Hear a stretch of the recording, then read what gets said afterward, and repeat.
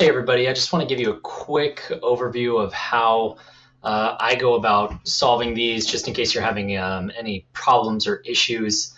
So let's just start with block one. When I look at this, the first thing I try to look for is offset beds. So cross-cutting relationships is really what I'm trying to get at. That's the main thing that I look at first. So if I look at this, I see this lava flow is intruding across all of these layers, all of these folded layers. So I know that this intrusive dike came after these layers were deposited. The next one I'm looking at is this fault right here, this dip slip fault. This looks to be a normal fault. The hanging wall here is going down relative to the footwall. That's cutting through all of these sedimentary layers, but it's not cutting through the dike or the igneous feature. So I know this fault comes before this igneous feature. We look at this fault over here, fault T, we see that it cuts through everything on the maps. We know that this is probably our last event. So that kind of gives you a way to bracket in your sequence of events. So you've got some deposition, you've got a faulting event, you've got igneous intrusion followed by another faulting event. So then you kind of go through piece by piece and sort of put things in order and see if that makes sense. So the first thing I look at is there has to be beds deposited in order for there to be some sort of manipulation, right? So these beds had to get deposited. So if that's the first thing that happens. So we've got this layer N, we've got this shale bed right here, this sandstone bed, this bed that's labeled C, and this bed that's labeled K. These all look to be relatively to have the same attitude. They're in an anticline, but they're all relatively in line. They're concordant with each other, rather than discordant, meaning they'd be at odd angles. So the first sequence of events, it looks to be, since the faulting, the dike, all the faulting and the dikes cut through these various levels, these various bits of sediment here, that tells me that the deposition happened first.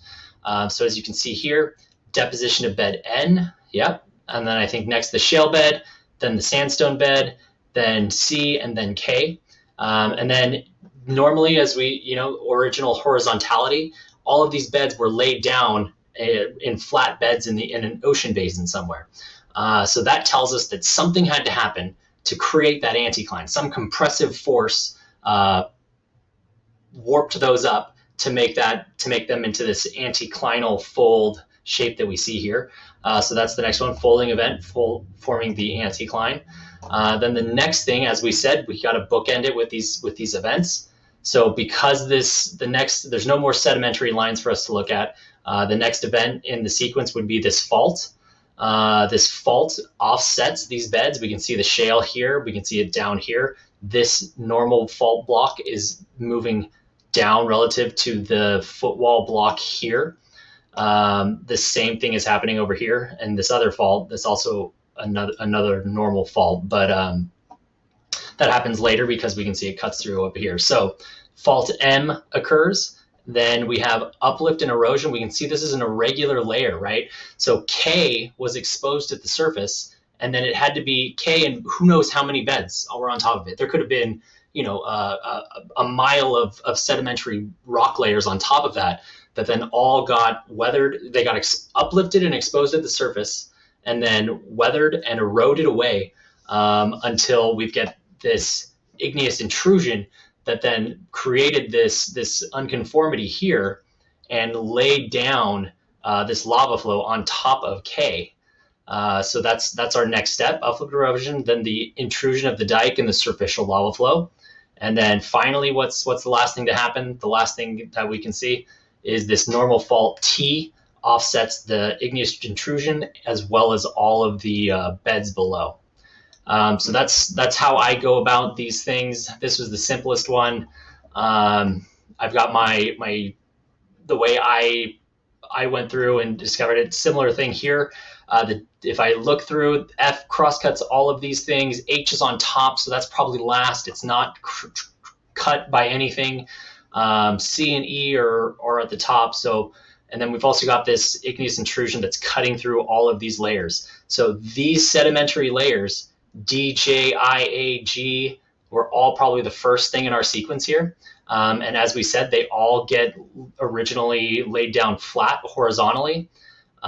So 1 through 5 is the deposition of those beds. The next thing that happens is some event. It could have been a faulting event. It could have been, we could be looking at the limb of an anticline here. Who knows? This is the small segment of map of cross section that we have to work with. So we don't know exactly what's happening, but we know that there was some event that tilted those beds and exposed them to create an erosive surface here.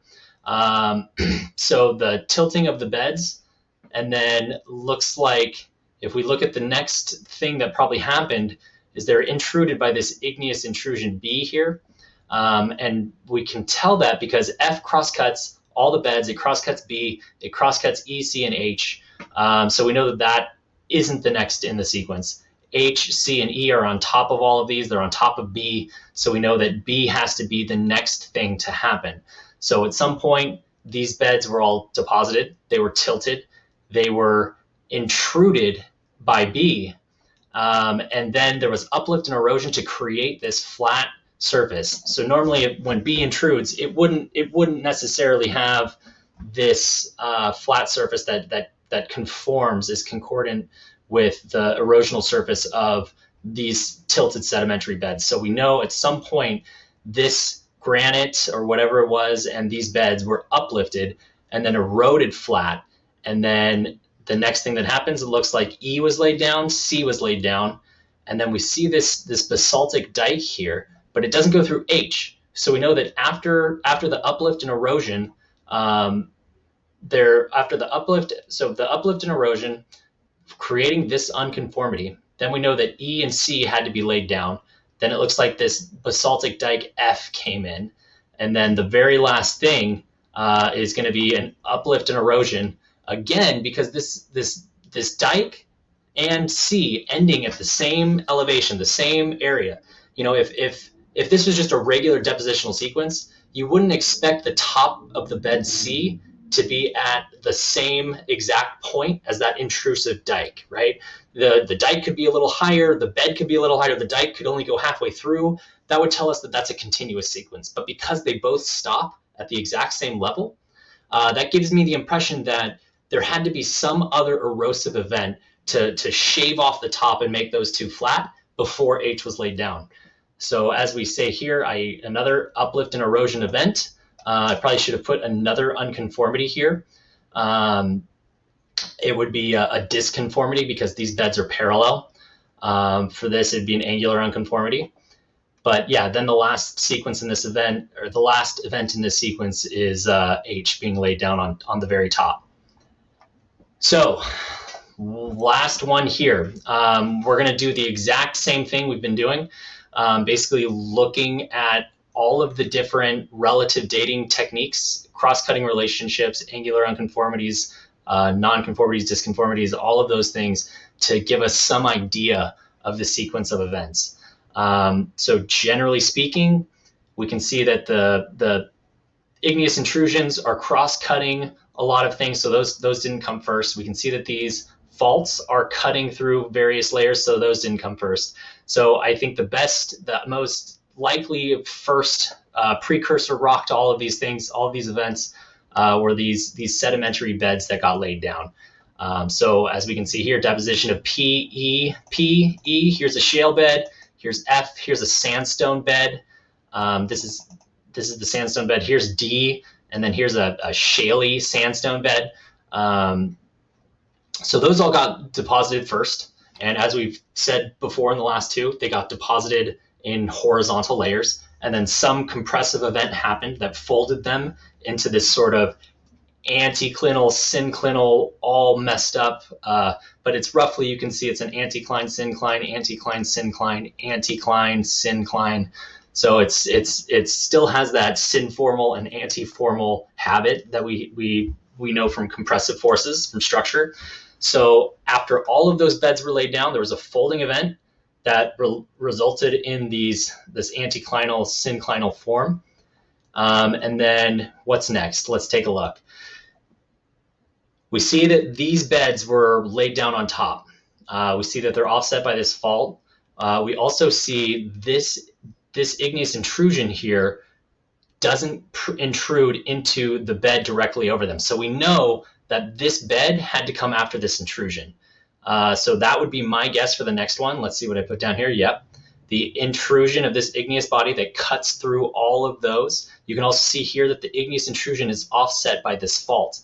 This, let's see, the hanging wall is going up. So this is a reverse fault, and the foot wall is going down.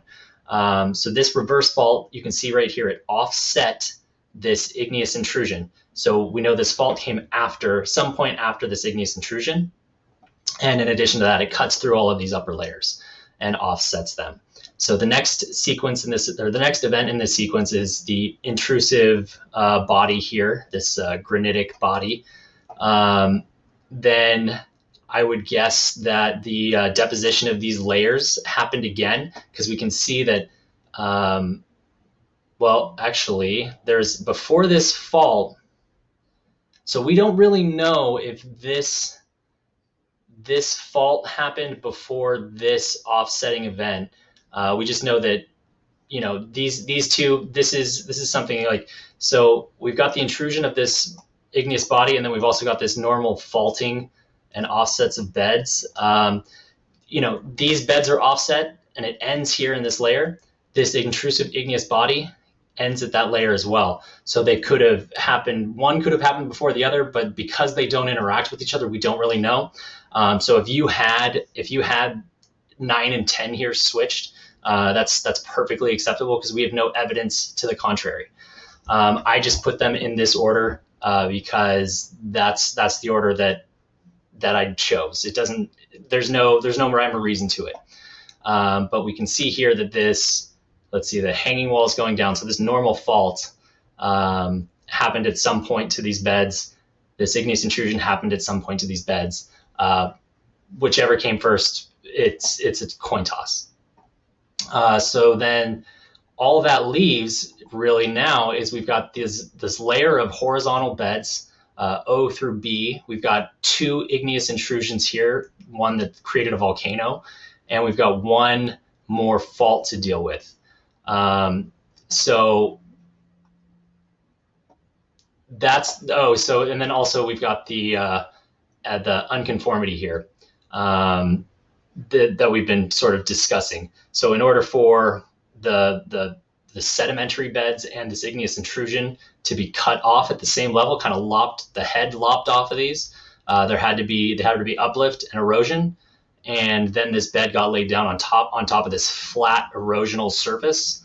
So yeah, so here would be an unconformity, here would be a angular unconformity.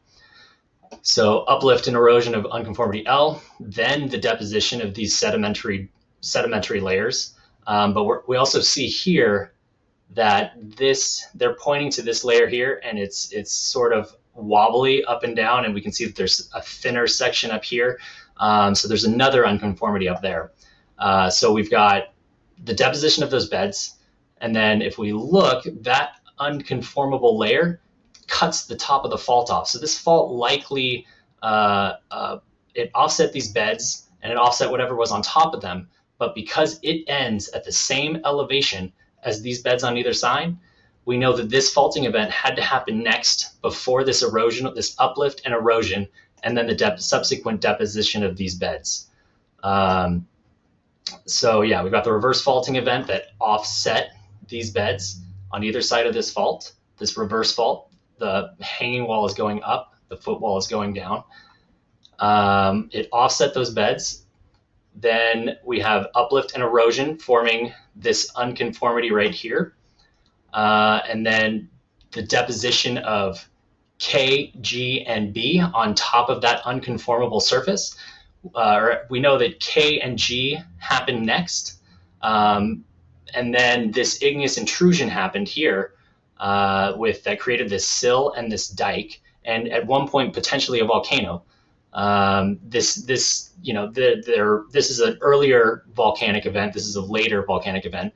But for all we know, there could have been a volcano here, and then an erosion. You can see that that dike ends right there at the surface. So who knows how much time has passed, but that dike came up.